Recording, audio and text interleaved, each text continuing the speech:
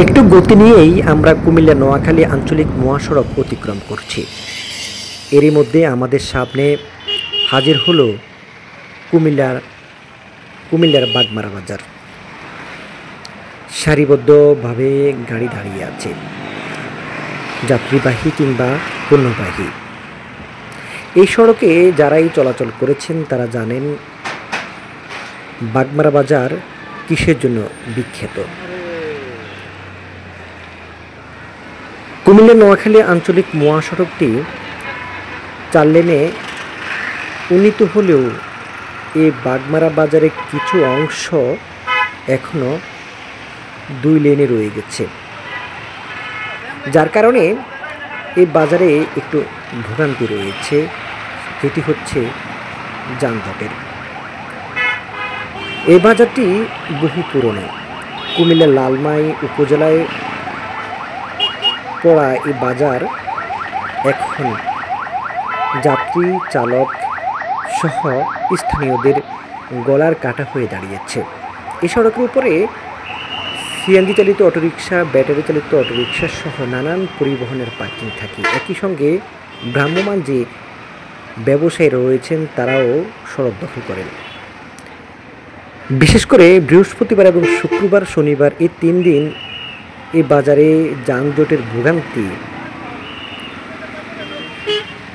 কয়েক গুণ বাড়িয়ে দেয়। তবে এই যানজট কিন্তু নিত্যদিনের। এখানকার যারা স্থানীয় রয়েছেন তারা বলছেন যে এই কুমিল্লা কিংবা নোয়াখালী যাওয়ার পথে এখানে যানজটে পড়বেনই যে কোনো মানুষ। এমনও সময় আছে যে ঘন্টার পর ঘন্টা যানজটে আটকা পড়তে হয় বাজারটিতে। এটি এখন খুব দ্রুতই 2 লেন থেকে 4 লেন সড়কে উন্নীতকরণের জন্য গুরুত্বপূর্ণ হয়ে উঠেছে, যেটি স্থানীয়দের সময়ের দাবি। সড়ক জনপথ বিভাগের কিছু দূরদর্শিতার অভাবের কারণেই মূলত এই সমস্যা। কারণ অধিগ্রহণ জটিলতায় এই সড়কটির কাজ করা যাচ্ছে না। একই সঙ্গে এখানকার স্থানীয়রা তাদের কিছু স্বার্থের কারণে সেটি হতে দেয়নি বিগত সরকারের আমলে, মানে 2024 সালের 5 আগস্টের আগের কথা বলছি।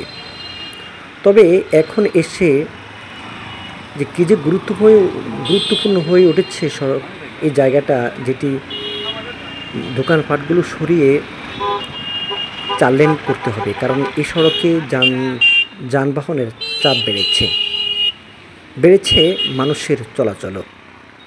এতে করে এখন মানুষের গুরুত্বপূর্ণ হয়ে উঠেছে সড়কটি 4 লেন করার জন্য। এই সড়কের যে এক পাশে রয়েছে রেল সড়ক, অন্য পাশে স্কুল সহ নানান গুরুত্বপূর্ণ জায়গা স্থাপনা রয়েছে। সবাইকে ধন্যবাদ।